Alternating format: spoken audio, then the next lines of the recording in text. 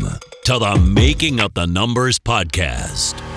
The Making Up the Numbers podcast is sponsored by Hope Technology, J-Tech Suspension, Revolution Bike Park, Ride Southern Spain, Schwal, and the world's finest independent mountain bike magazine, Singletrack. Hello and welcome to episode 4 of season 4 of the pod. I'm George Thompson, and after roaming the pits with a mic in Fort Bill, we're back to our more traditional format for this episode. And joining me once again are Jack Redding and Emilie Siegenthaler. How are we doing, guys? Good, thanks, mate. How are you? Yeah, all right. Yeah, can't complain. Emmy, you all right? Yeah, perfect. Still at home, ready to go to Leogang soon. But yeah, making the days at home count for sure. Excellent. Well, there was so much to chat to Loic about that we haven't really had a chance to catch up since episode 1, which was pre-Lords. How have you both been doing? Yeah, good, thanks, mate. Very busy, racing and stuff with the team and stuff at home. But yeah, I mean, for me, it's quite exciting because we're just coming into the bulk of the season now, and I'm finally riding my bike without feeling injured anymore, which after 12 months is, refreshing. It's really, really nice, and it's showing in my splits, so I'm excited. Cool. Emmy, after promising to come back to the pivot bus in 5 minutes at some point on Thursday in Fort William, I was at least an hour, and I don't think I saw you again. Was it a good trip? Have you been good? Yeah. I mean, it was a little bit hectic in Fort William, I have to tell you.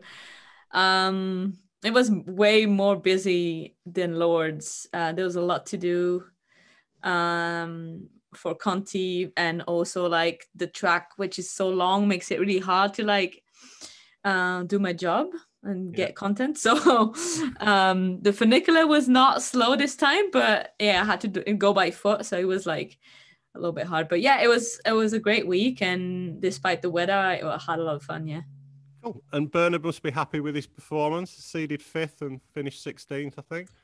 Well, I don't know if you guys saw his final run. You saw that from probably the middle on, he couldn't pedal anymore, or if he felt like so he lost his back guard, so his back guard was completely rubbed off. So he was worried that like it was gonna be jammed and he would like lose his chain and it could dangle in the derail and stuff, and that happened before. So yeah, he kind of make a choice there and try to like get the chain back on and didn't pedal anymore, which I mean, after 5th in qualifying, you expect.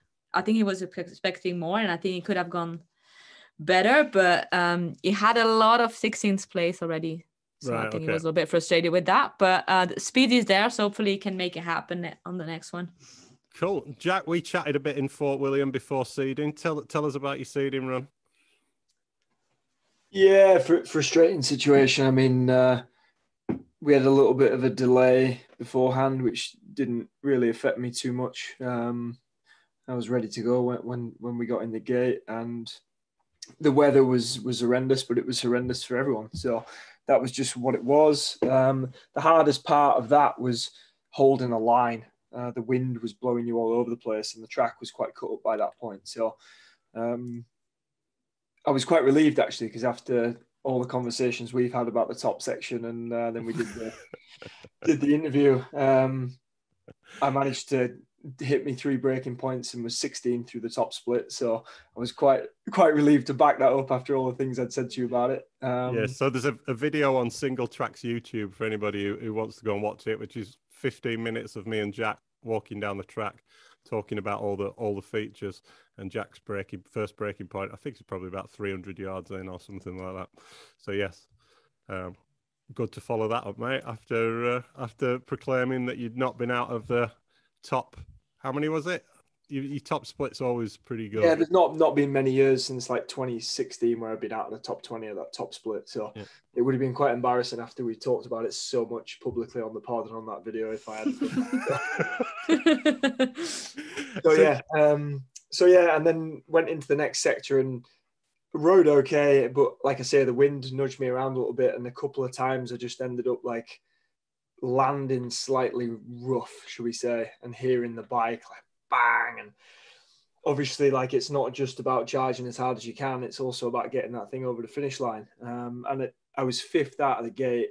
And by the time I got to the deer gate, I'd already passed, or just below the deer gate, I'd already passed 3 of them with punctures or mechanicals. So there was only 1 of them left. And it's funny, it never even crossed my mind that I would have a problem. And then I just, literally the last rocky section before the second split, I'd eased back a bit because of some of the crashes and bangs I'd heard from the bike. But I was still 28th at that second split. But as I went through it, I blew the tyre off the rim on the back. The Pro Core kept me going to just after the drop, and then the tyre come off the wheel completely. So yeah, frustrating, but I certainly wasn't the only one to have mechanical issues, and then there were a lot of riders who got injured as well. So I consider myself quite lucky, and I'm happy that my pace is back, but I don't feel like I'm trying overly hard to go that fast. Whereas 3 months ago, my pace wasn't there, and shit was I trying hard. Like, fucking hell. Like, I was having to try so hard to just be there or thereabouts. Whereas now I'm just enjoying my riding, doing my thing, helping my juniors, running the team, and doing my runs, and the splits are coming. So yeah, it's exciting. There's positives for sure. The puncture can piss off. 9th at the national last weekend in Llangollen. Were you happy with that? I wasn't. I made a mistake in my run. I should be happy because in the company I was in, it was decent. But I just made one big whopping mistake, and that cost me the podium. So I was annoyed. But I mean, at this point, really, I should give a massive shout out to my junior rider, Ben. He's joined the team this year, and he's struggled up until Fort William, just mentally, really, with a step up to join the team. But he qualified for his first World Cup in junior at Fort William and finished 15th. He's capable of so much more, but now he's ticked off that mental block he's been having. He's just going to go from strength to strength. And I'm confident we can push towards a podium by the end of the season. And then he got another podium at Llangollen. Again, he made a mistake and had a bit of a messy run. He was capable of second. But yeah, shout out to Ben. Proud of him. He's doing really well. And until Dan and Anna are back, it's me and him flying the team flag. So, yeah. Excellent. Cool. Well, Fort William then. Let's start with the women for a change. Nina dominated the national and then carried that form right through to the World Cup. And right through the World Cup, it was pretty impressive, wasn't it? Well, we kind of knew this is going to come, because if you looked at the past year, she always done the best there with Maribor. So we were like, she's on the syndicate now. She's been working with PD a lot. You can see that she's confident after all the problems she had with her health, her concussions, her crashes. And obviously everyone saw her splits and qualies. So we always sure she's going to be there, and she lays one down. It was going to be hard to match. Nina is probably the most physical rider in the women's field. Strongest when Rachel is not around. And I was impressed with the time mostly. Yeah. I came into the finish area after she went down, because she went down early, and then I saw her time and I was like, oh no. Yeah, it looked like was it probably unbeatable. Yeah, was it 5:17? Was it 5:17? 14. 5:14. Yeah. That's fast down there, especially with the new bits of track. So exactly. We noticed a bit of a change in a style too. Her knees used to kind of flap about a bit at the sides, but she looks like she's been working on that. I know she's been riding, like you say, with PT a lot. Did you guys notice that? Oh yeah, for sure. Like, I think they've been riding also different tracks as well. Yeah. Like a lot of British tracks, a lot of bike parks, because where Nina lives, it's not very like steep and there's not a lot of different riding. So she's been quite good at like one type of track. Yeah. But now I think PD is like, it's like the downhill Bible guy, so if you want to learn from a guy, you're gonna learn from him. And I think there's been a lot of change, and I'm really excited to see how she rides in Leogang, because she doesn't appreciate Leogang too much. Yeah, especially if it gets muddy. Like, the muddiest it gets, usually the worse it gets for Nina. So it's gonna be a challenge, and we'll see how she does there. Cool. Talking of style, it was great to see Rachel Atherton back on a bike. She looked to be absolutely hauling when I saw her. Did either of you see her on track? I spoke to her briefly at the lift station. We had a quick chat, but I didn't actually see her riding. She looked just like the old Rachel when I saw Yeah. her. Yeah. Did you see? She looked really fast. Yeah. But obviously, we all know that, and she knows this. That's why she didn't race. That Fort William isn't a track that every ride in section flat out. It's just like, yeah, the most physical, demanding track on the circuit. So I think she made the right decision. Would have been like hard to link it all together. So I was talking with G in the lunch queue, and he said a possible strategy might be practice at Fort William, do the seeding in Leogang or Lenzerheide, and then race either Lenzerheide or Andorra. Someone else told me that they'd heard her say Andorra was appealing as the new track would be a more level playing field. But then on her Instagram, it appears as though she's debating if she'll ever race again. Did she say anything to you, Jack, when you were talking to her? What impression did you get? I asked her if she was going to race, and she laughed at me and said no. Was that just Fort William? That was at Fort William, yeah. Yeah. And I made another comment later in the conversation, said, I can't remember. It was in context, like along the lines of, "Are you sure you won't be tempted, or will you be able to, resist it?" And she was quite clear that under no circumstances was she going to be breaking that beam. So, yeah, I mean, I've said it to a few people, like, if she comes back, whichever way it goes, she's still arguably the best ever female downhiller, and she's the one who's arguably pioneered this lifting level that the women are now doing. That's never going to change. And if she came back and won some stuff, well, what's changed? She's already won a shitload. She's already won everything. Yeah. But then on the other hand, she might come back and just start winning loads of stuff, and she might love that, and great. But yeah, I mean, you can completely understand, can't you, with her now having a family, and, having a bother. Yeah, I mean, I've got a wife. I don't know if she's breastfeeding, but I've got a wife who's currently breastfeeding our son, and you imagine, like, it's not just you getting injured. If she gets injured and she's in hospital, she can't then breastfeed us, a daughter. It's like, there's all those kind of things to look at as well. And I know from my wife, she just puts the child first. She just stops everything, Yeah. And look at all the injuries that have happened recently. Like, you could just list like bang, bang, bang, bang, so many riders that are injured, and the sport is so hard, and everybody is pushing to their limits, and then they're pushing each other further and pushing the equipment to the limits, and we're not fucking around. So it is a big, big decision to make, and yeah, it's I wouldn't be surprised at all if she either comes back and says, "I'm coming back to enjoy it, don't expect me to be competitive," or just decides to not come back. I wouldn't be surprised. Cool. Cami took second. She's had a fantastic start to the season. Emmy, she must be delighted with how it's going. Yeah, she's well happy. I think, like, obviously she qualified first, so that was like another first for her. And I think she handled it perfectly, and she was quite happy with the run. Obviously, like, when you start last, you kind of want to win the race, but yeah, I think she needed the points and handled that pressure really perfectly. And I think she was in the morning before the race, like in the morning practice, she only did one run, like always. Like, I'm like there really early, and then I'm Snapchatting her, and she Snapchat me back from bed when everybody else is on track. She has her own strategies and energy saving strategy, and I think it works really well. But I think I saw the nerves on her. Yeah. Not at like just before the race, but in the morning before she got on track. But yeah, she handled it perfectly, and she's now extended her lead. So yeah, it's pretty cool. Leading the overall after 2 rounds. Miriam obviously had that crash in Lords, which has clearly had a big impact on her. Tani's out with a concussion. Finn's out with a concussion. Concerns are being raised that the sport just isn't really doing enough to support the riders in this area. Do you guys agree with that?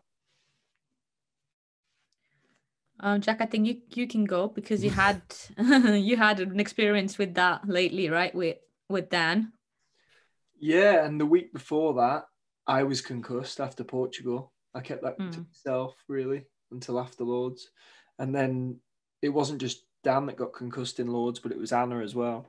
I mean, firstly, mine was a concussion. Well, I don't know the correct terminology, but basically I had a big crash at that Portugal National. I definitely knocked myself out briefly. It was in my race run, so obviously didn't ride again that weekend. I was a bit foggy on the Monday. Tuesday, we drove up to long journey up through Spain and France, and I was feeling better. And by Wednesday, I felt fine, so I raced Lords. But then looking back on the way I was riding at Lords, I definitely wasn't myself. But it's hard to know. At the time, I felt fine. And then Anna had a crash in her seeding in Lords and was airlifted. And she's hit her head, and she took a couple of weeks at least to feel right after concussion. So we just let her take her time with that. And then I don't think I've talked about this on the podcast yet. I will speak freely about it because I think it's quite important, really. It was, in my opinion, an event and UCI complete fuck up. Dan had a huge crash in his last practice run before before finals, in Lords. He'd 20th in qualifying. He had more pace. He was going to be pushing for a good one. He'd gone out aggressive in the morning, had a massive crash on the road gap, bit of an odd one, but he was kind of lucky to just walk away with a sore head. If anyone's seen the crash, it was horrendous. Yeah. And he didn't know where he was. I had staff on the hill, top and bottom, and they converged on him. And when they got there, he'd been with the medical staff for 20 minutes and he didn't know what country he was in. When Jim got there, he was starting to come round and he knew he was at Lords, he knew he was at the World Cup, but he was starting to tell Jim that he couldn't remember the track.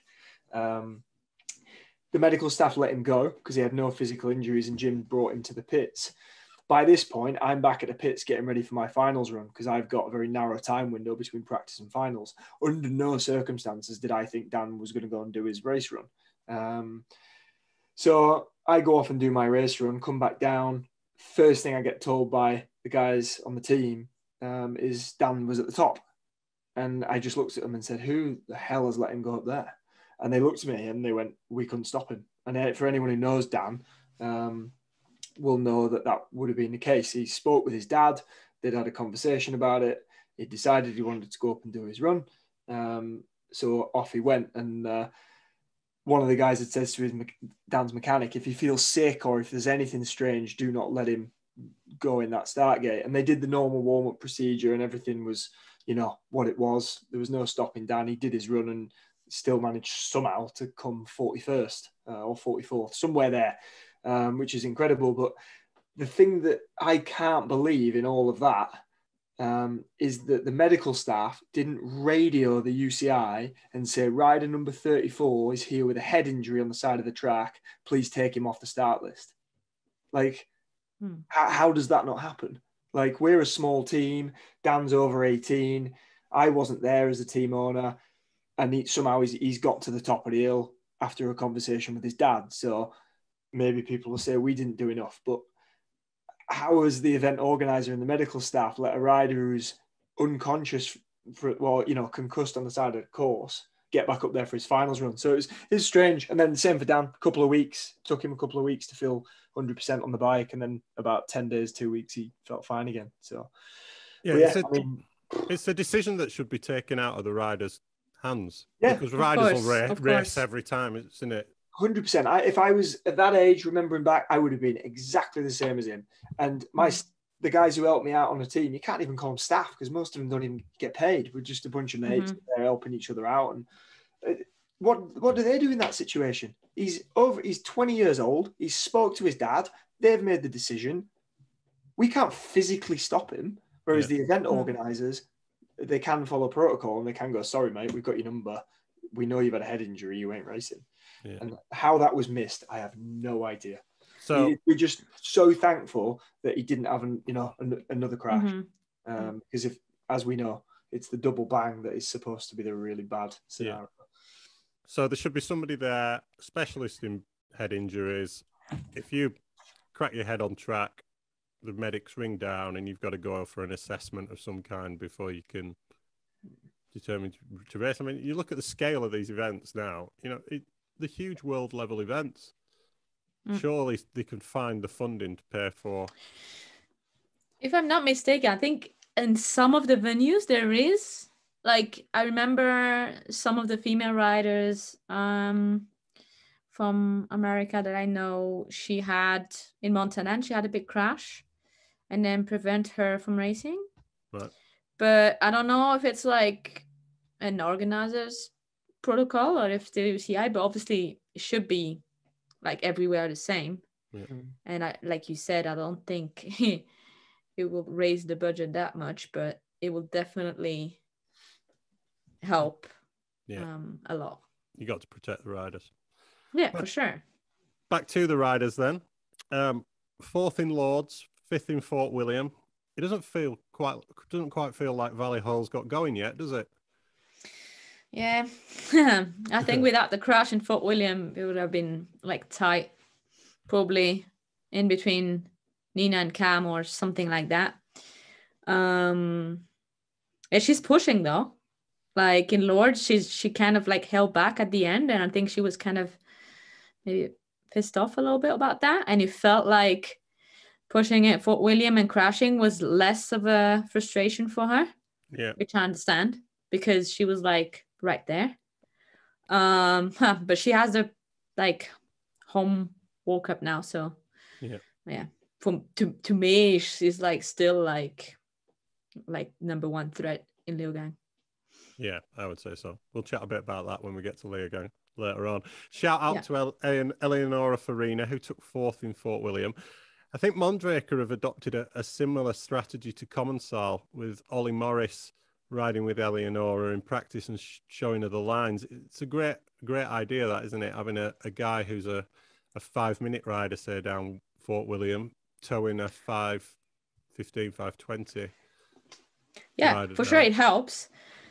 For sure it helps. And Eleonora has been on the podium multiple times, and I don't think she really loved Fort William though. And like everyone knows, Fort William is a very special place to get on the podium. Probably the most special. So yeah, I think I'm really impressed with her riding, and she always been very like fit and physical rider. But if she can like keep it going and get like, she had some big crashes last year in practice and stuff, which prevents her to do better. Yeah, that women's field getting more competitive every time. She's exciting. Yeah, I kind of got the impression that aside from Nina, the top girls were all kind of happy to get out of Fort William uninjured and with some decent points in the bag. Mm-hmm.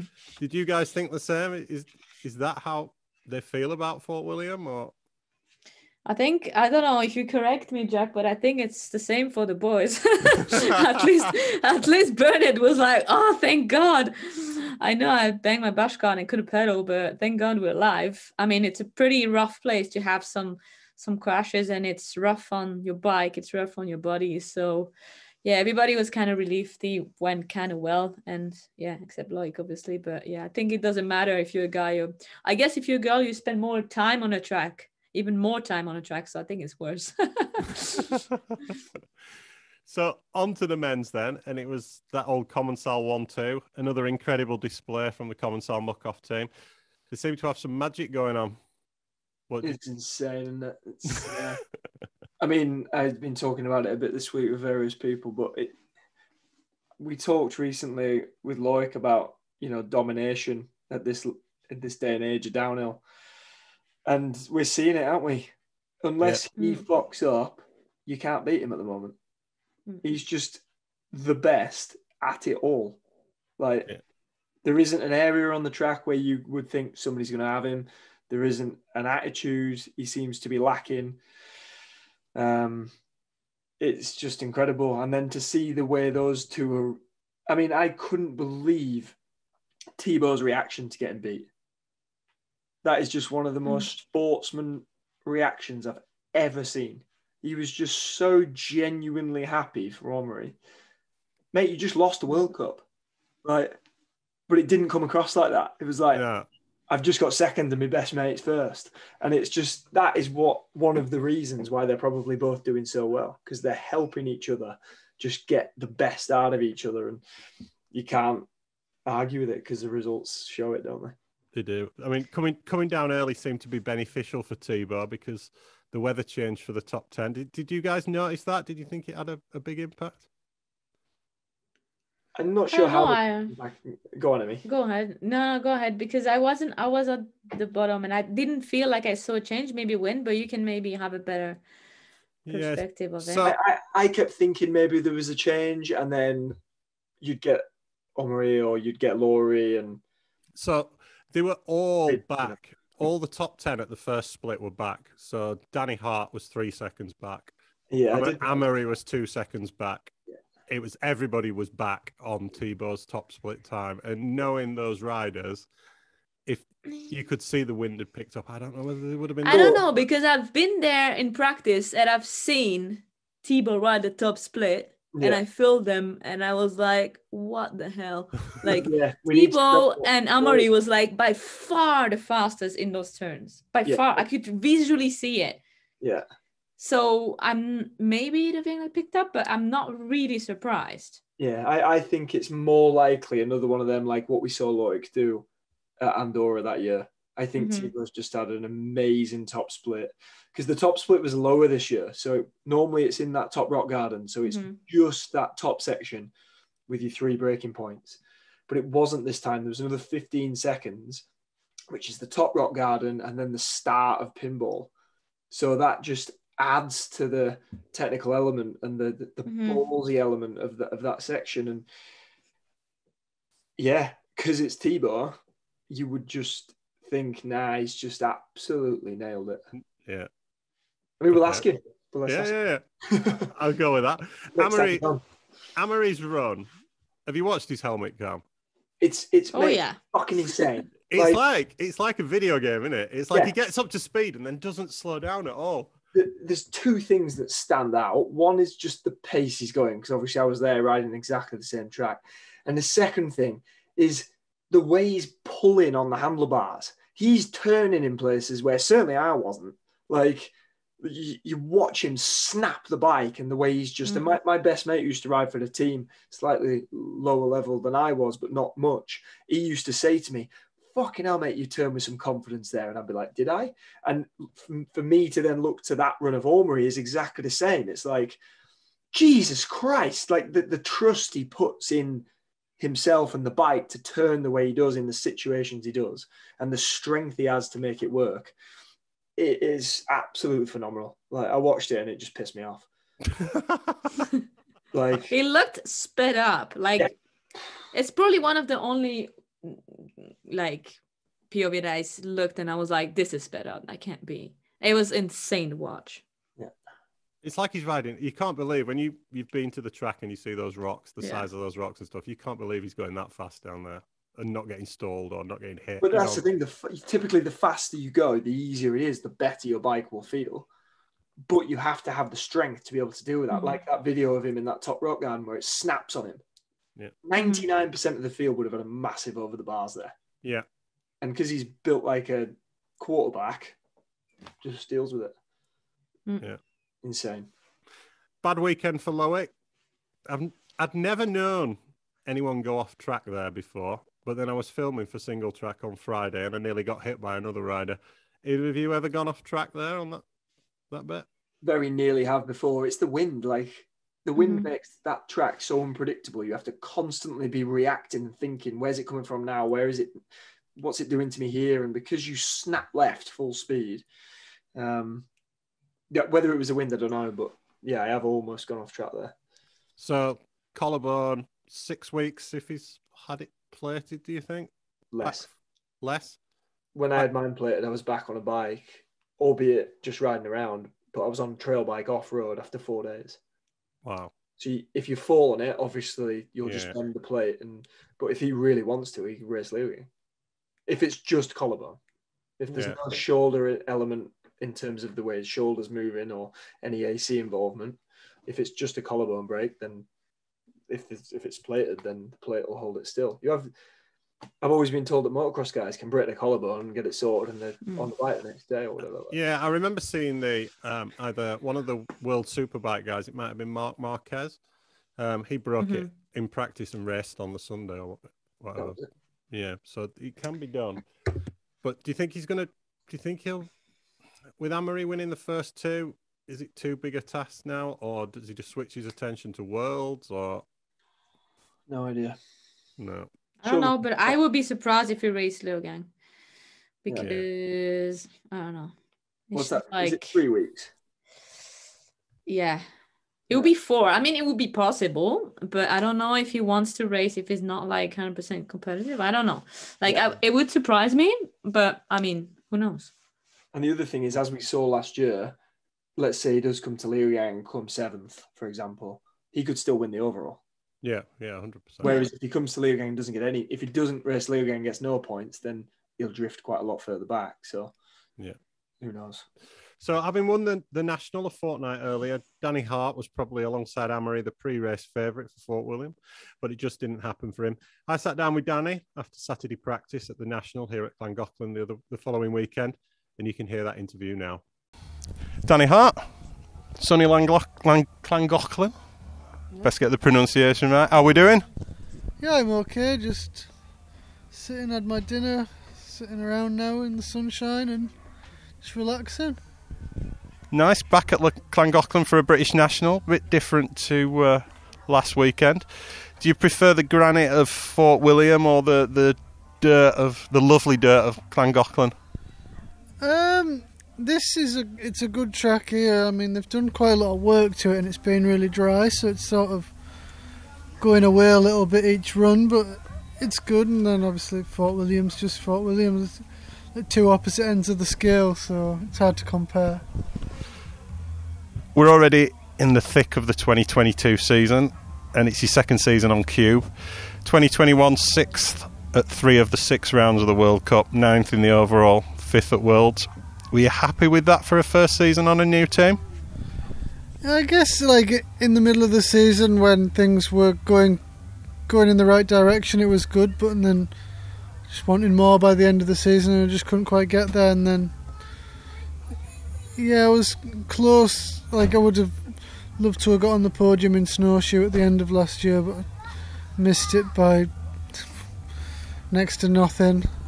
So that was a shame because it's always a goal. Obviously a goal is to win, but at that point of the year when we hadn't gotten on the podium, I was looking to try and do that and just missed out. So I was a little bit disappointed and dropped down in the overall because of a couple of mechanicals and things like that, but no, it's okay. I was going to say another 18 points and you'd have been 6th in the overall. That first race in snowshoe where you flatted, that cost you really, didn't it? Because you qualified pretty well. Yeah, and I haven't had many punches in my career, so they sting a little bit, but it is what it is. You know, the racing's tight and we're pushing really hard and these things happen. So 2022, a new bike. Is it completely new? Yeah, it's a totally new bike from the ground up, so it's a full prototype right now, so there's probably tubes from all sorts of different cubes on my bike, so yeah, I was really surprised and happy that they managed to turn it round as quick as they did. Obviously, Cube is a huge company and I've ridden for some big companies in my career and things often take a lot longer in the corporate world of these big companies, so for Cube to get that turned around in as quick a time as they did was fantastic. You seem to be getting on well with it? Yeah, it's going okay. Just need to find a little more pace and we should be up there.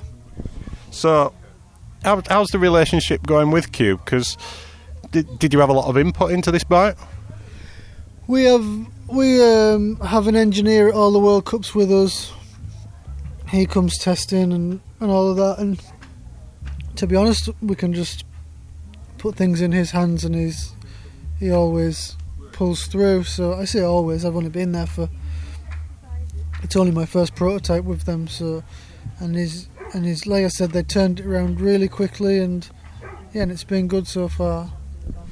Excellent. 6th again in Lords, some great splits. In some ways 6th is the worst possible result, but in a World Cup you can't be too disappointed with it, can you? No, right now 6th place really sucks, to be fair.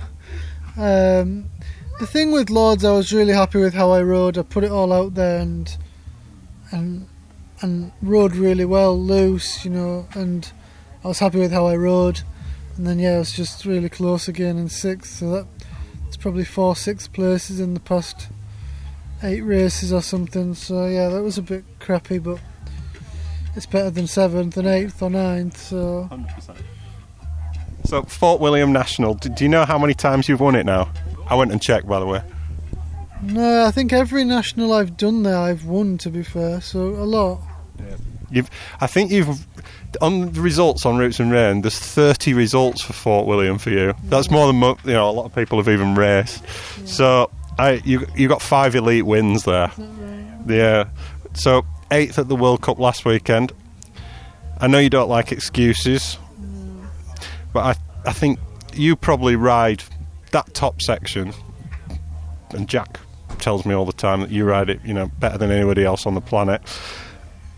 You were 27th at the first split, 3 seconds back on T-bar. It looked like the weather changed before the top 10. Was it the weather, or did you make a mistake, or were you unwell? Or I wasn't well all week. I was struggling to keep food down. I must have had some sort of stomach bug, but to be honest, I rode it as good as I could, and I didn't really make any mistakes that I can remember, and I was like 2 seconds off my qualifying top split, and there's no reason why.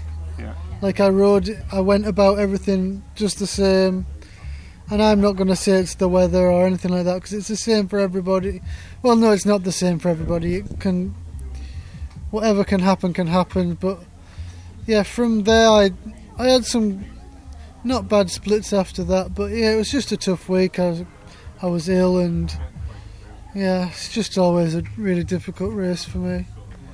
I think looking at the splits, everybody was down on T-bar from the top 10. Emilie was 2 seconds down on him there. Quite early, I think, as well. So. So, how disappointed do you get nowadays? Because I remember a time when everyone knew not to go near you if you had not a good result. Do you still feel the same, or have you mellowed a bit?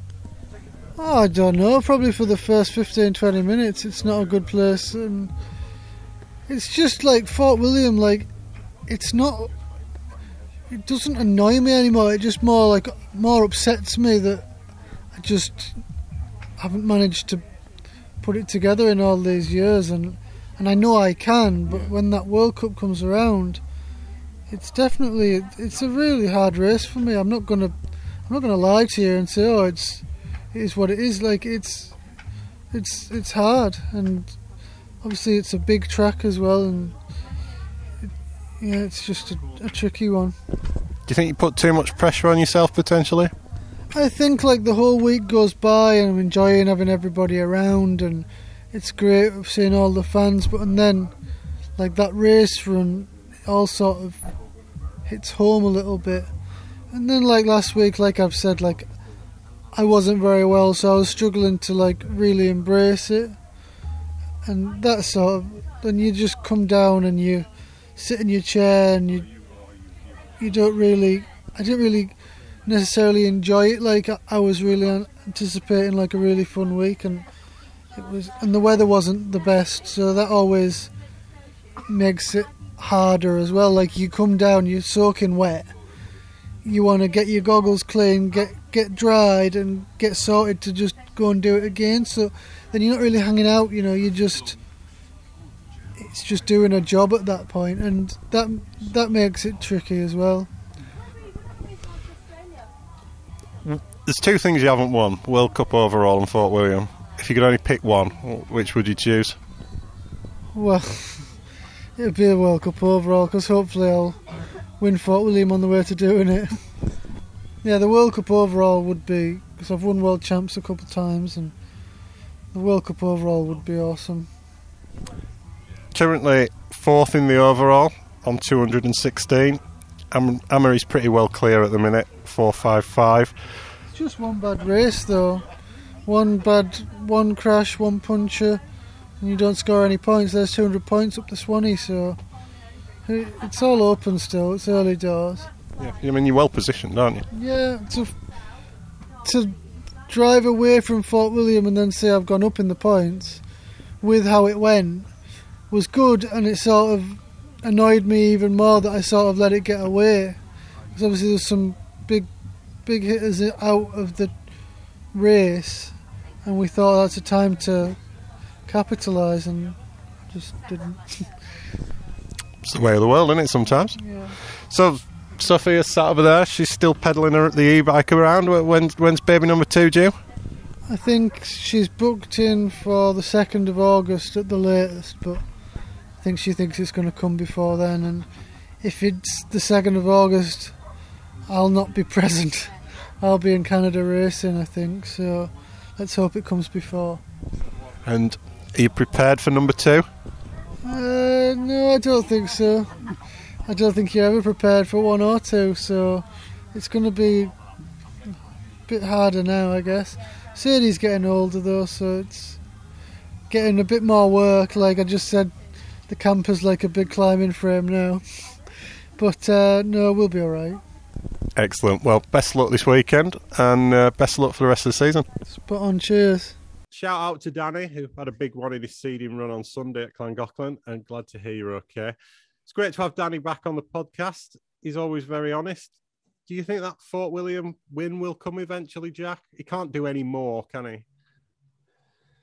Yeah, honestly, I mean, I like Danny. I'm a big fan, and I've spent many a year cheering for him at Fort William, hoping it was going to be the year. And honestly, after watching Piron win the last 3 times, and other than him, it's usually Minar. My honest answer would be no, I don't think it will. And that's nothing against Danny. He's truly one of the best in the world, and we all know that. We've seen his race wins, and he's incredible. But Fort William just seems to be one of those tracks where, like, look at Laurie. Like, he did everything he could, didn't he? And he didn't have the power. Yeah. He just wasn't a big enough dude. Omri just went, sorry, mate, I'm pushing however many more watts than you, and I'm just going to beat you. And I feel like Danny's potentially in that same boat of he's got all the skills and all the talent and all the commitment, but one of those bigger dudes, whether it's Minar or whether it's Omri or whoever, on the day, one of them will just step up and go, sorry, mate, there's a second, or there's whatever. So, yeah, I just think, ruling him out of Aldasol or ruling him out of somewhere like that, you would never do that because it's Danny. But looking at the stats and looking at the way Fort William seems to be playing out, no, unfortunately, my answer would be I don't think he ever will. So his consistency is incredible. So since he joined Cube, there's been 8 World Cups and a World Championship, so 9 world level races. If you take out Leger, where he got caught up in the weather after seeding 5th, and the snowshoe race where he flatted, he's had a 5th, 4 6th, and 2 8ths. He just knows how to go top 10 everywhere, doesn't he?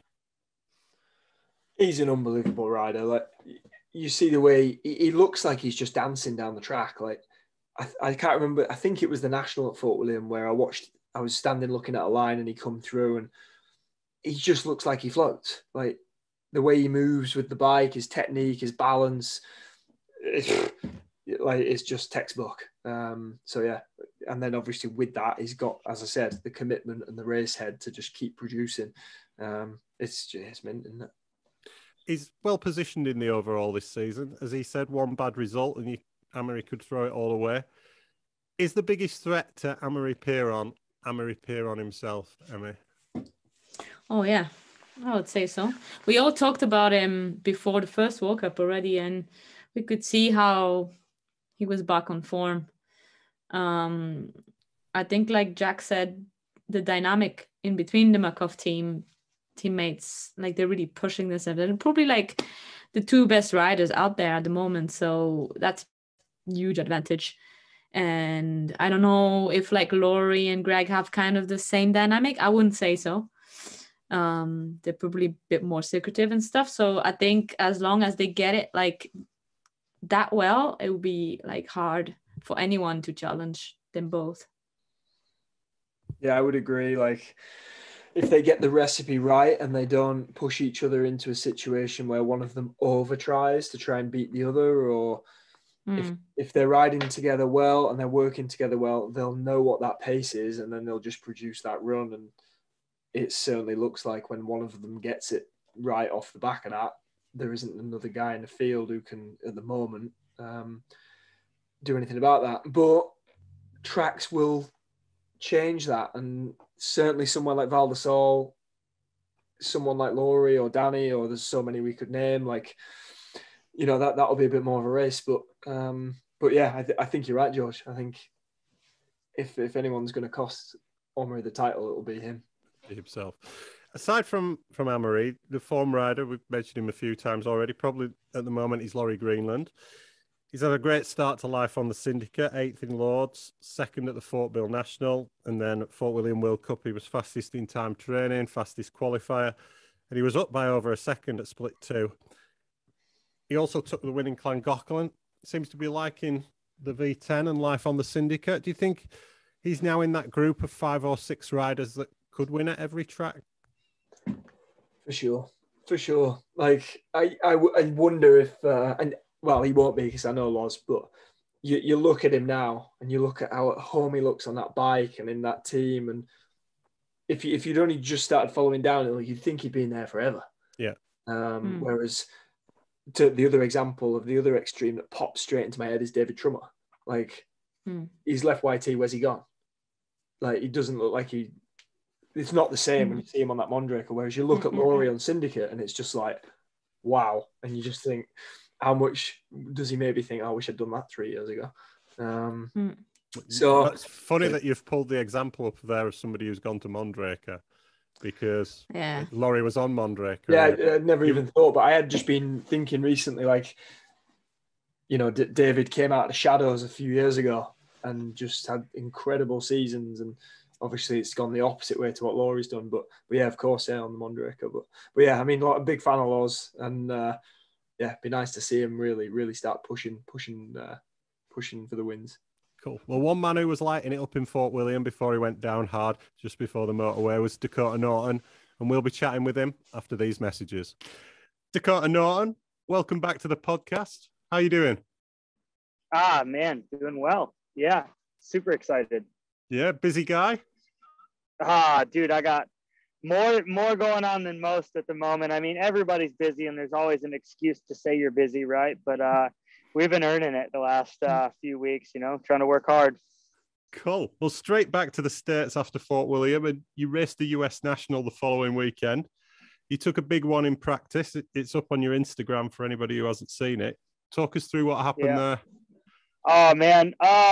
Yeah, just had some deflection on a route and just kind of got ejected off the bike. Not really an ideal circumstance by any means. And it's never really, dude, I haven't had one for a long time that like heavily scared me. Like that, I just got ejected into a tree and it just like, man, that was a scary one. Not ideal. So two big crashes back to back. You know, I wasn't crashing a lot, and I guess until the last 2 weeks.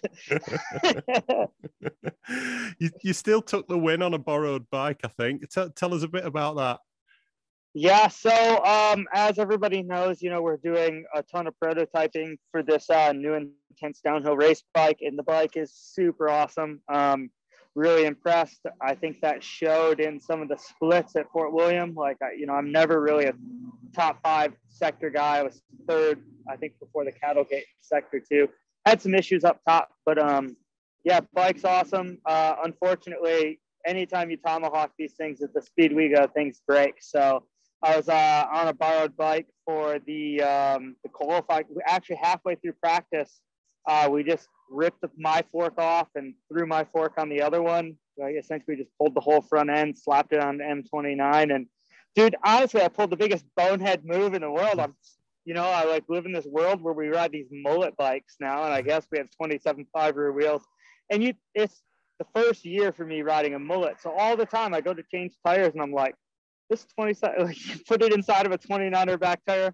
The other day I went to the track and I brought a 29 back wheel and I was like, well, this thing doesn't fit in my bike. So race qualifying with 27.5 wheel in the back of the M29.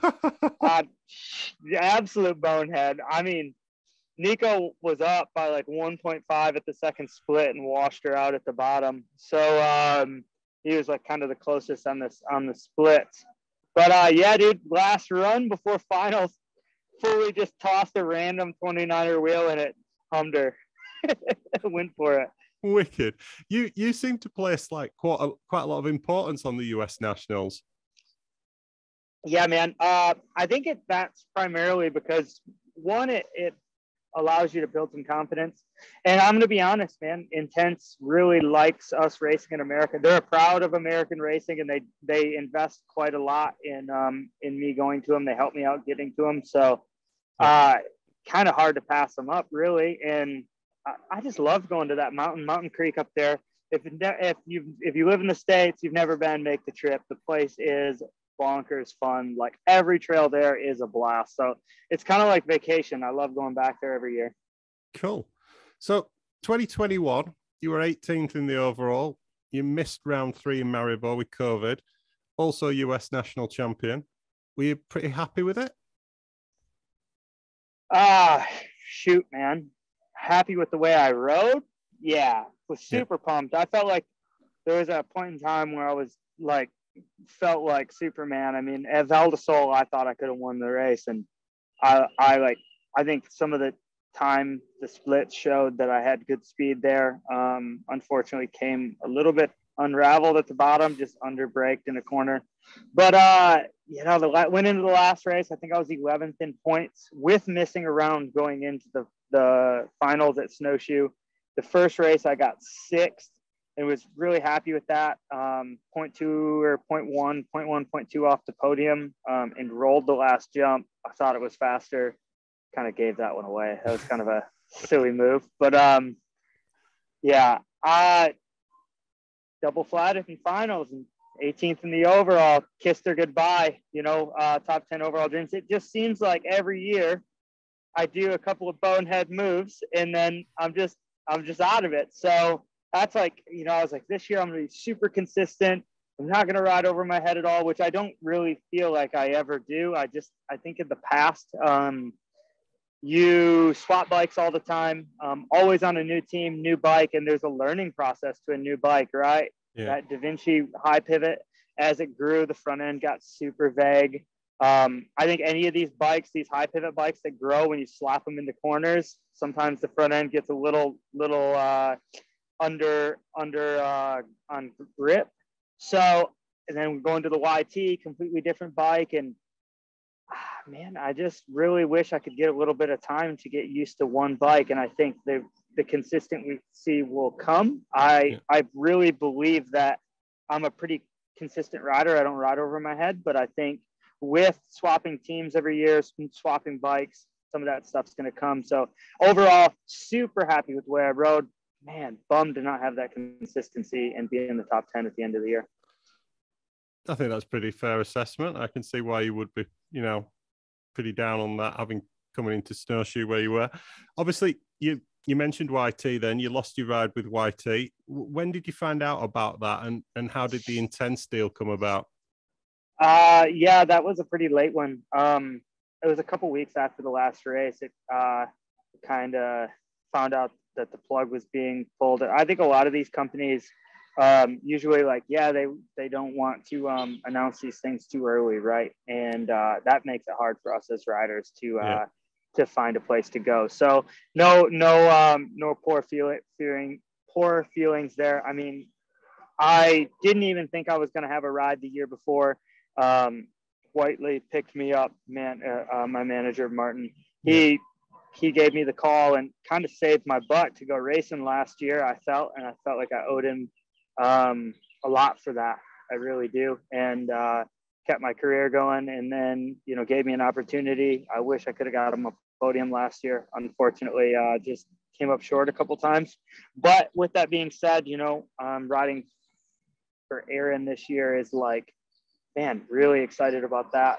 I think there's a lot to be learned there. And the dude is just so laid back, and I am not that. I'm like a stress case. So I think it's really cool to see and learn from Aaron, and really happy to be on with the whole Intense program. The brand has a ton a legacy, and it's pretty sought after. So it's cool to be a part.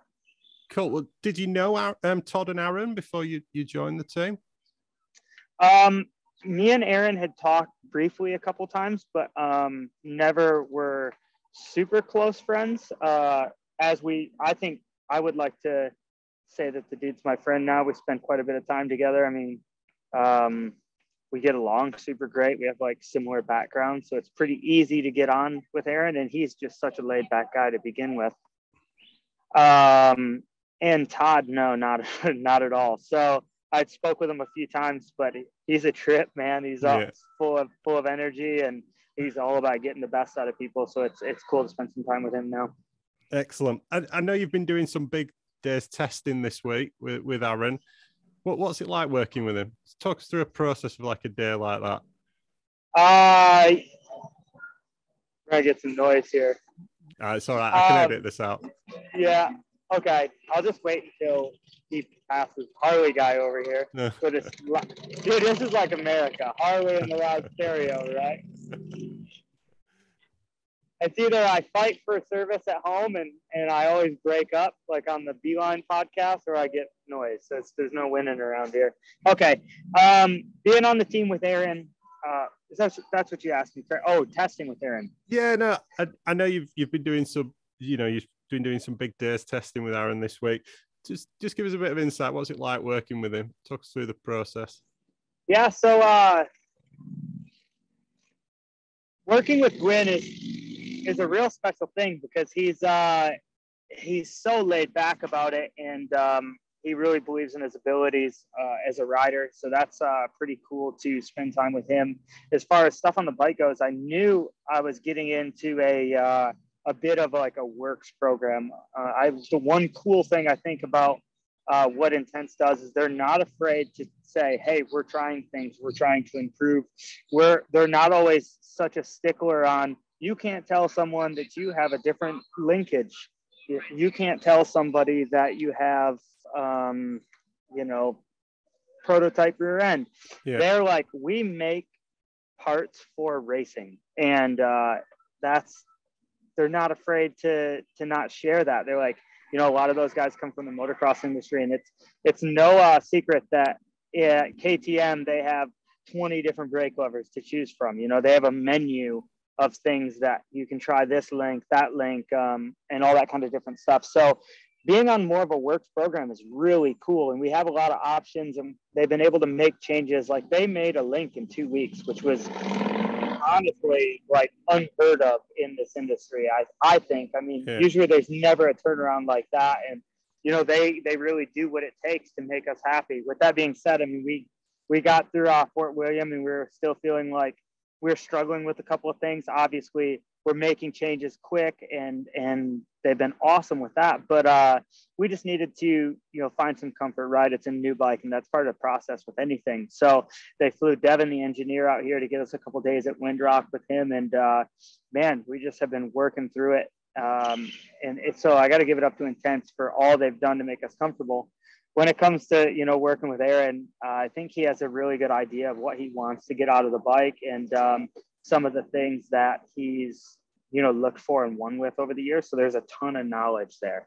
Yeah. And he definitely has a feeling that he's looking for, and has the equation to winning. So it's cool to be a part of that. Just learned a ton. Cool. So 2022, you've had a great start to the season. You're 11th in Lords, and then, Fort William, you seeded 23rd, and you were on a hell of a run, possibly the most exciting run of the weekend. Sector 2, you were third. That was the longest sector, and I think you said before you were third fastest behind Matt Walker and Laurie. 7th at Split 3. You took that awesome high line in the woods, and then binned it in the worst possible place. Just before the uphill exit in the woods. How gutted were you to make it that far down and bin it there? Man, I think there's so much to take out of Fort William that's positive, right? Splits were sweet. Man, I felt like I was absolutely in qualifying ripping in sectors 2 and 3, like absolutely rode. I was absolutely on it. And then I dumped it in the woods. Stupid crash. Couldn't get my foot out of the pedal. And I just like, I come into the woods and I was like being pretty conservative and the rut was blown out. So I went to like get high and slid out on a root. And I was at walking pace. I went to put my foot down and my foot wouldn't come out. And I just went like slow motion, fell under the bike, couldn't unclip my foot, couldn't get up. And I was like, ah, and then sprinted down 23rd in qualifying. And I was like, well, if I can go dump it, I can, you know, be in for a top 10 on Sunday, which there's some positives to take out. And I had a like a little bit of a tip over in the top corners. I wouldn't say that I had a big crash on my last qualifying run, but kind of tipped the bike over. Didn't think anything of it. Had some shoe covers on, and my left foot unclipped twice on the ride down. And I just thought it was my shoe cover getting caught in the pedal. And I was like, oh man, that sucks. Like, had a bit of a bummer ride before the race. You never want to crash on your last practice run. That's never great, but bit of a tip over. Bust out in finals, rip the first few corners up top. And then as soon as I got off the boardwalk into like that first pinball section, both feet out of the pedals and on the top tube. And I'm like riding the top tube in my race run. And I was like, you gotta be kidding me, right? Like, not again. So I don't know if I bent the pedal up, bent a crank arm, bent something in the pedal mechanism. There's no telling. I mean, you crash, things break, right? And I was just a little bummed we didn't catch it, but I think it wasn't like super noticeable, but it was unclipping my foot. So 23rd at the first split, and then got back going, and there's no pedaling in the middle of the track, so I never had any issues. Felt like I'd nailed it. I actually didn't even feel like I was riding as well as I did in qualifying in those segments, but just charged, carried on. And then as soon as it was time to sprint, my foot blew out again. And I kind of like got offline. And then like when we were doing that stump gap, when I went to pull right because I was doing that straight line, I just couldn't get lined up with my foot out of the pedal. And it just threw me offline, and my goggles were all covered in mud at that point. And I actually didn't see the root I hit. My goggles were so covered. And it was just like, I knew I was offline, so I just like gripped the bars as hard as I could. And I was like, here we go. And then I was like, all of a sudden my feet were above my head, and I was like, this is not good. This is not good at all. So, man, a lot to take out of it. I felt like I rode super good at Lord's with a week on the bike, and we made so many changes to the bike after that for the positive. Felt like I rode great in Fort William, but another one of those for the overall. I mean, the points are loaded so far at the top. It's like, if I can just nail one of these things and get on the podium, we're right back in the fight. So 100%. The mentality goes from consistency to like, time to start laying it down. 100%. You know, we had a national over here last weekend, and you're saying about the things with your pedals on the I'd put some fresh cleats on earlier in the week, and I must have put them the wrong way around, and so they had the 20 degrees of float rather than the 15. Never realized. Rode for a few days, and then like I was doing practice runs and my feet were coming out, like you just said, all the time. And you know, when you're like, there's something wrong here, there is something. And so I changed the pedals, that didn't fix it. And then I was like, I've put the cleats on the wrong way around, haven't I? I bet that's it. And as soon as I changed them around, bang, fine, just back, like that 5 degrees of difference or whatever. You just get used to where the edge is, don't you? Yeah. You know where you clip it. Yeah, So, I think my thing was the pedal was at a bit of an angle, so it would like roll my foot out. Because it wasn't like when you're hitting bumps like that, you would get a bit of a twist, and it would unclip you that way. Right. So it's just like those little things, those little details. And when there's only 7 of these races a year, you look at the dudes that are up there every week and get it perfect every weekend, and it's like, man, those dudes are good. Not only at the way they can ride the bike so well, but their level of consistency in their entire program. Yeah, 100%. So on site in Fort William, I asked Matt Walker what the key to doing well at Fort William was, and he mentioned taking all the outsides so you have an high average speed. You appeared to do the exact opposite to that, taking every inside that was on offer. It seemed to work for you. Did you realize you were riding kind of different lines to everyone else? No, and I think that somebody said that to me after, and like I didn't even know I was riding different lines than anybody else. I was just like, you know, we're gonna maybe it's the 42-pound bike. I don't know. We were just rolling quick, but I'm a pretty heavy dude as well. So I don't think that rolling speed is a big factor in that. And dude, I really put our training up there with anything any of these dudes do.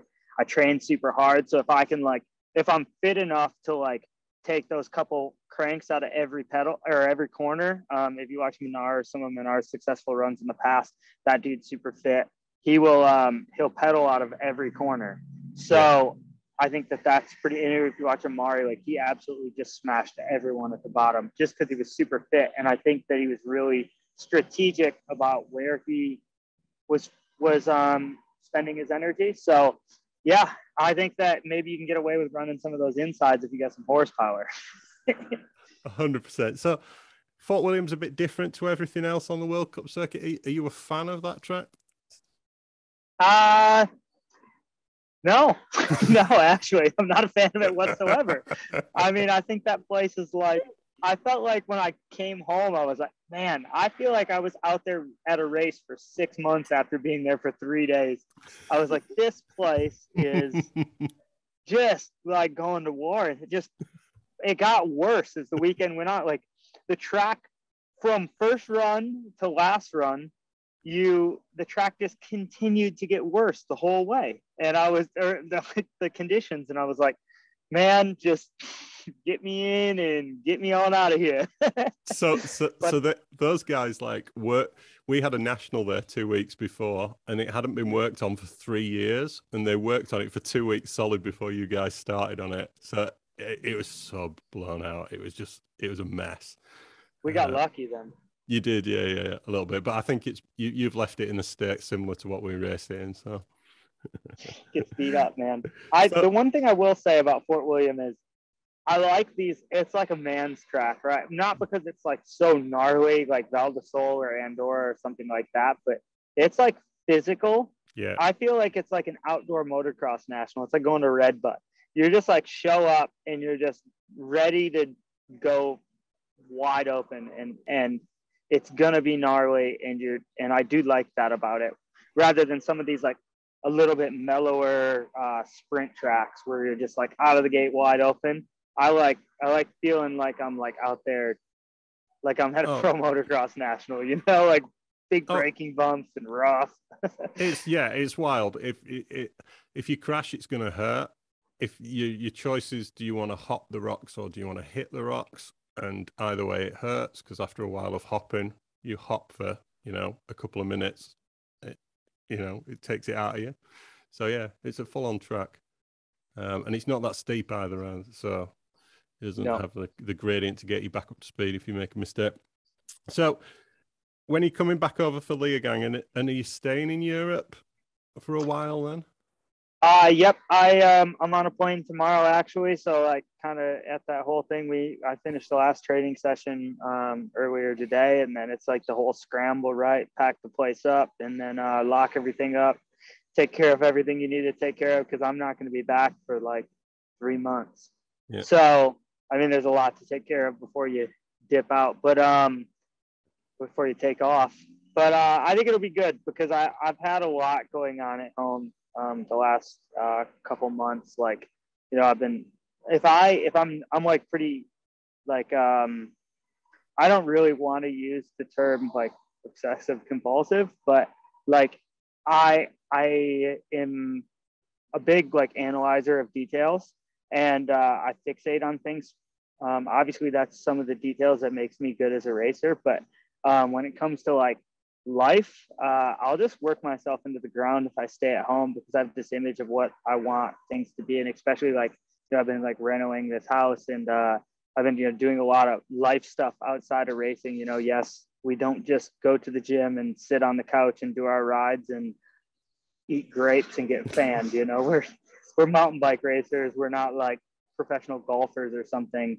So it's I'm always working on stuff outside of doing my training. So if I can just take a backpack and my bike and a clothes bag to Europe and just put myself in an Airbnb somewhere and just focus on racing, I feel so much lighter, and I feel like I can focus so much more. So I almost like I have so much going on at home. I just have to get myself away from it. So I'm going to go home, go to Europe and just go race for a few months. And I think that'll be the best for keeping me focused for the coming races. Excellent. So ninth in Leogang last year. You think you can crack the podium this time around? You know, I will say, like, I always think I can do well at Leogang, but man, the last couple of years, I think I've struggled in the bottom. You know, I think my BMX skills and like my technical ability on the bike kind of shines there because the time gaps are so close. I was 0.02 off the podium my first year on Da Vinci, almost got it. And man, I think I can run with these dudes anywhere. And I'm looking to try to prove that I can be a podium contender, you know? Yeah, I think so. Yeah. I don't think that Leogang is maybe, I like to think that I can do it more on like Mount St. Anne, like the Val de Sol, like the big tracks, like the man's tracks. I just think that I haven't really had equipment that shines at those tracks in the past. Like, I think that bike I rode last year was super good at Leogang and Switzerland. So, man, I think I can do it anywhere. But yeah, I do. I really do. I struggle at the bottom a little bit. So I know I'll be in touch going into the woods, and then just got to try to look far ahead and ride the bottom well. Cool. So what's the aims now for the rest of the season? Is it, are they looking at you for podiums and positions, or is it to get this bike finished and get this bike? And how far away do you think you are with that? I think that obviously Aaron is, I mean, I don't really think anyone treats it as there's a lead rider on the team. Do I think that that's like me? Not really. I think me and Aaron both are like trying to work together to do well and to get those results. And that's why there's always more than one rider on a race team, right? Yeah. I think that Intense really wants to get back to their winning ways and the days when those bikes were super competitive. So I think that, yeah, I am expected to go do my job and I'm paid to get results. But at the same time, I think these guys are pretty patient too, because hungry, but patient, because they know that there's a little bit of a process in developing a winning bike. And we have a lot of really exciting things in the works. That's super cool for me. But do I think primarily me? I think it's just it's a middle of the road thing. You know, we're still developing the bike. But the bike's really good right now. Like I think I've showed that you can do well on it, and I think Aaron will show that this season as well from the way he's been riding. So, do I think that the pressure is to win a World Cup right now? No, I don't think so. I think that they know that that's going to take a little bit of time, and that's, you know, obviously everything has to be perfect to do that, because there's a lot of teams investing a lot of resources trying to win one of these things with a lot of talented riders, right? But I think our focus is to show how good this bike is too. Yeah. Excellent. Cool. Well, look, thanks for making the time. I know you're really, really busy at the moment, and as you say, leaving tomorrow. Best of luck to you and the guys for the rest of the season, and shout out to Joe Breeden as well, who, you know, took a really big one in Fort William. Poor boy. Yeah, and he's going to be out for a bit at least. Yeah, have a good trip. Yeah, thank you so much. Yeah, also with Joe, that boy has absolutely been Joe's been ripping the last couple weeks, and he was really kept the pit light and made a lot of laughter and excitement. So he'll heavily be missed. But yeah, super excited to get back with the boys and get to the races and see what we can accomplish. I think there's big things coming. Cool. We'll be back with all things Leogang after these messages. So Leogang, in the past bemoaned as being too bike parky, but now it's definitely not. Troy took the win last year, but it doesn't look like he'll be back in time for this year's race. Who's your money on in the men's? Can you see past Emilie? That's a hard question. For me, it really depends on the conditions as well. If it's like the usual Leogang, like the muddy, like really hard to ride, like last bit, it could be like a lot of guys' game. Like you mentioned Tremor, and I think he's being always so good there. And in the wet, like there's a lot of guys that could just like put it off. If it's dry, it's gonna be probably the same as Lords, and it was not like so many different guys, but I'd say Amore is pretty good in the wet too. So yeah, it depends on the conditions, but I would say Amore, Thibaut, Laurie, Danny, if it's wet, can be really fast as well. I mean, it totally depends. I could see Benoit having a good one. Yeah, I'm really a fan of Benoit, but I don't know. I think maybe it's gonna prove me wrong, but I don't know. I feel like maybe some other guys are gonna try to, because he had like 2 good results now, and I feel like maybe he's gonna like think a bit about points and the overall, and I don't know. Maybe I hope he does the opposite, and I hope he just keeps pushing. He should do the opposite, but maybe he will not. And is there 6 left? There's 8 this year, is there? So yeah, I could see Benoit having a good one. At what point does Amaury start playing it smart for the overall, or do you think he just wants to keep winning races? He'll just keep pushing to win races for sure. I think too. Hopefully they kind of still learn of the situation of last year, because that can happen again, either in the women and in the men. Yeah, wow. But yeah, I guess you have to, at least in the race run, but like in practice maybe kind of like try to be smart still. Yeah. But in the race run you kind of have to go full, otherwise you won't be anywhere. So will he be thinking about Worlds, do you reckon, already? Leger? Oh, they all think about it already. Oh, I'm pretty 100% sure they all think about it. Of course you think like race after races, but for the French to have a home world champ, it's all they have on their minds, for sure. Yeah. So someone like Laurie, I think, I mean, he took the win at Llangollen at the weekend, 7th in Leogang last year. Podium, is that a good result for Laurie here? Or will he be gunning for the win? I'm not sure what Laurie did in the past in He's Leogang. second to Amaury. Yeah. Almost won Well, there. see, Yeah. and if it's muddy, you will love it so much, and we'll pull lines that nobody pulls. So it will be really, like, for sure with the form he's in. Yeah. It will To be be fair, great. though, what I just said was on the old bottom section, which is basically a different track. Yeah. So Yeah. I'm not sure. I can't remember. Laurie didn't do Worlds, did he, in 2020? He hurt himself. Yeah. I can't remember where he was there last year. So Laurie and Benoit are tied for second in the overall after 2 rounds on 289. Danny's next on 216, then Matt Walker, then Finn and Loris and Thibaut. That's the top 8. Troy's injured, Loic's injured. Do you see anyone else challenging for the top 5 in the overall, or do you think it's going to come from those, just be those guys now?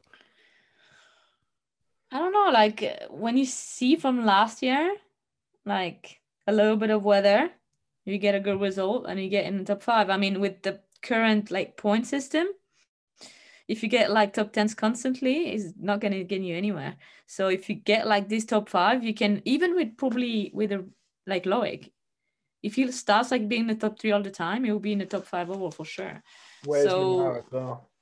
Is Menard not? I don't know. He's knocking on the door. Yeah, Menard for Leogang. He's always been good in Leogang, hasn't he? So don't forget him. Not until he decides to forget us. So I'm going for Thibaut in Leogang. I think he's in that right position, like you said before, about like he's outside the top 3 or 4 because of that crashing Lords. He had some special lines on the top section last year, and he was first in both in the first 2 sectors. So I'm going Thibaut. I think if he can stay on. I would think Loris. I would like Loris to win a race because he's been riding so well, and I think, he's like the all round very good rider, and I think it's time now that he pulls one out of the bag and wins it. Cool. Reece Wilson won Worlds in Leogang in 2020. He was 4th last year, 7th in Lords, 17th in Fort William, which, having podiumed there in the past, was probably a bit disappointing for him. I think Reece is one of them riders. I'm sure he said it to you himself, George. If his head's not in it, he ain't playing ball. And I might be completely wrong here, but he's pretty sensible. And he told me at the National that he had a few knocks he was carrying. And I reckon in those conditions, he's just gone, I'm just going to get some points and get the hell out of here. Might be completely wrong. No, I think you're right, because I've actually had that conversation with one of his team member, and he was like, well, I don't know what to do, because he told me he doesn't know what to do. He was like a little bit like no recipe, like to get faster. He's feeling like he was riding good, but like you said, maybe his like heart and like head was not in it, and he couldn't turn it around. Yeah, but he still got 17th, so I think it's pretty decent. Oh god, yeah. Shandro told me if he gets to 15, he'll be real happy with it. So he was not far off. Yeah, for sure. Yeah, it's. I think he's one of them. Like I was saying with myself a couple of months ago, I felt like I was fast, but it wasn't. And then once your head gets better, you don't actually feel like you're trying that hard anymore. But all of a sudden, you're going faster. And I think Reece is a little bit like that. When it's all clicking for him, and especially when it's technical, good luck to you. Like, try and beat the guy. But if he's not there mentally, I think he's just kind of like, well, I'm just going to look after myself here. That would be my take on it. Whether he would agree with that, I don't know. He needs to have the fire. Yeah. When he doesn't have the fire, it's hard for him to perform at his best, at least. Yeah. So, you've both raced Leogang a number of times. You've done... I think I saw the results earlier, Emmy. Were you 7th last year or something like that? Yeah. Yeah. That was probably one of my best races. Yeah. And I was on a podium a couple of times as well there. Yeah. What does it take to win Leogang or to do well in Leogang? What's the key? Well, I've always lost so much time at the top. A bit less now. There's the first off camber. When it was all bike park, I was like, way off, and then kind of caught back in this more technical sections. But yeah, there's like different parts, like Jackie can also, like, for sure, for you guys even worse, like the motorway, depending on the wind, you either have to like squash it as hard as you can with the backwind, or like with your mud tires in the rain. It's completely different game. So the weather always plays a big part, and there's like a couple like gnarly gaps for you guys as well in the stumps, and like it's really interesting track, and you need to be a well all-round rider to actually win, especially now with that new bottom section. I think makes it so interesting. Yeah, I would completely agree. And for me, honestly, I'd say it's the hardest track on the circuit. And that's not hard as in hard to ride, but it's the hardest track on the circuit to get the recipe right, because you have to be fast as hell at the top. Like you're just on a luge, not making any mistakes, carrying momentum everywhere. And that stump section, I was talking to my mechanic about it today. I hate it so much, I can't even describe. Like, it's where I did my shoulder. I hate it too. Yeah, it's where I did my shoulder last year. I've had crashes there before. The roots are massive. There's stumps everywhere. The corner at the bottom's always shit, so you can't just press send and just launch, because then you can't turn. And then you go from that onto the motorway. So it's important how much speed you carry out of that. Mm-hmm. And now you do the motorway, which is obviously you have to be a scrubbing king or a power king, depending on the weather. You then dart straight, or queen, sorry, Emilie. And then you dart straight into the woods, into the most technical wooded section on the circuit. So you've got every little part that you need to get right. And like, the weather then makes it interesting, and then it's really difficult. So yeah. So in the women's, you talked about her earlier, Emmy. Valley's on home turf. She famously crashed near the finish last year, and Cami took it. Is Valley the favourite, do you think? Well, the last 2 times there was a race here, the same person won, and that's Cam. So for me, she's the favorite. But Valley is definitely hungry, and I think more hungry than anyone else to take it there, because that, like, she had 2 wins in snowshoe, but they were kind of like surprise wins. Yeah. You know, so she wasn't expecting too much of herself, and now like there's a lot of expectation, but I don't know if she works well under like that pressure. So we'll see. I mean, it's for me, it's Cam, Valley, and depending on Miriam's condition, I would be surprised if Nina can pull the same type of result that she did in Fort William, because it's a different type of track, but who knows? Yeah. The reason I thought Valley ahead of Cam was probably because Cammy's leading the overall by 65 points now. Has she started thinking about it? Explain yourself now. No, I did. I genuinely, I thought, yeah, I know Cammy's won it the last 2. Or George, she read the script. She wasn't happy. Oh, mint. I can have a laugh about that. No, I'm just kidding. I'm sorry, Cammy. But you're leading the overall. Has she started thinking about it yet? Is she starting? Is she still trying to win races, or is she started playing for positions as well? It's kind of hard to explain that, because I feel like her riding style and the strategy and the way she approaches races is always on consistency. Like, that's the way she wins races. Yeah. So I would be surprised if she like tries more, because that's not the way she won races in the past. Yeah. So sometimes sometimes like in Fort William, it doesn't play out and she doesn't win. She gets seconds. But I think the way she like approach it is like so towards an overall win that, I mean, she doesn't have to change anything if it was up to me. And the track is hard enough, if it gets a little bit of weather, to just like try to be a little bit like holding back, and still that's how she won the World Championship. So I don't think she's gonna change anything. Yeah. Of course she wants to, that's the only thing that she hasn't won, that's the overall. So obviously she wants it, but that's not the way she approaches things. So I don't think she's gonna change it. And in the juniors, Jackson and Jordan are having a right battle. Jackson was second last year, Jordan 4th. Does that give Jackson the edge this time around, or do you think he edged him at Fort William?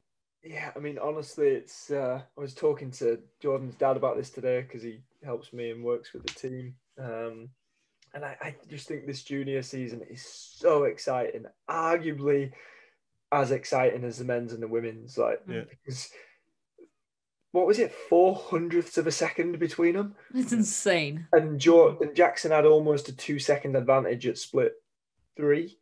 Like, it is such good racing, and the level those guys are racing at is top 10, top 5 elite level anyway. So, yeah, the fact they're pushing each other that hard, and then you've got Remy Mae Smith, who is not too far behind them either, ready to slide either in between them or in front of them if they both make a mistake. And as I said to Steve, is he gonna lift this game, and all of a sudden they have good runs and he beats them? So yeah, it's really exciting. And I mean, I wouldn't want to bet on either of them 400ths of a second. Like, you wouldn't want to put your money either way, would you? No, not fair. And in the junior women, Gracie Hemstreet, your tip at the start of the season, if I remember rightly. I mean, she's killing it. First year junior, hasn't raced Leogang before, but that didn't stop her in Fort William. Just how good is she? Yes, she's very good. Very, very good. I would say, though, Phoebe Gale had a little bit of go around the road gap problem in Fort William, so I think she would have won pretty easily if she didn't have, like, that was an issue for the junior woman, and also for the woman, obviously, Marine, like, had to go around it because she made a mistake just before. So, Leogang, it is an advantage if you raced it before, like Fort William. And I think Phoebe Gale is going to be hard to beat if it rains as well, because I think she might be a little bit better in the wet. Maybe I'm wrong there. But Gracie is very, very good at like backpacky stuff, well, where she comes from and stuff. So I don't know. It will be. I was surprised with Gracie in Fort William, so maybe she's gonna surprise me again. And she's a very good around rider. But I think my money's on Phoebe Gale for Leogang. Is Gracie a first year? I thought she was a second year. And She's a second year. Yeah, she's Oh, second year. She'd just done a couple last year, yeah. Ah, right. Yeah. Okay. Sorry, my error. Yeah. That's all right. Cool. Well, thank you very much both for your time. It's been as insightful as ever. Before we go, I just have to mention the national at Llangollen. Steve Peat raced in the vets category with us, and it was bloody amazing. Will Longdon pushed him close, but he took the win. And our team riders, Neil White and Dave List, took third and fifth respectively. And I know it meant a lot to them both to share a podium with Petey. So a nice one, dude, for doing that. Hopefully we'll see you in the start gate again soon. And also, I have to mention this because I've never known it happen before. I'm sure it has. But my good friend and great rival, Binsey, and I had a right old battle. And in our race runs, we both posted 2 minutes, 44 seconds, 0.554. So you literally couldn't separate us this weekend. Either of you ever heard of that before? It happened to me. No Yeah. way. Yeah. Me and, oh my God. It was in Leger. It was when Leger had Crankworks. And me and Casey Brown placed on the RDH at the exact same time. And I don't know if they had the time that precise, but yeah, we had to share second place. Yeah. So it's probably more common than I think then. But away from the elites, there are these little battles going on and everywhere. Steve Peat and Will Longdon, Neil and Listing, me and Binsey. And I'm sure everyone who races has their own. It's what makes racing so fun and so special. And finally, just a quick shout out to one of mine and Jack's mates, Ben Newton, aka We Ride MTB. Ben's a fantastic skills coach and guide, but he had a big one a few weeks back. I know he listens to the pod a lot, and it's helped him get through a few weeks in hospital. So I just wanted to say, get well soon, buddy. Hopefully a bit of a break will give you a chance to reflect on your decision to ditch the downhill for enduro, and we'll see you back on the start line real soon. That's all we've got time for in this episode. Thanks to the sponsors of the show, Hope Technology, JTech Suspension, Revolution Bike Park, Ride Southern Spain, Schwalbe, and SingleTrackWorld.com. As always, if you're enjoying the podcast, please subscribe so you don't miss an episode. And if you've got a sec, please drop us a review. Alternatively, please give us a follow on Instagram at Making Up the Numbers Racing or Facebook.com/Making Up the Numbers. That's it for this episode. Enjoy Leogang, everyone.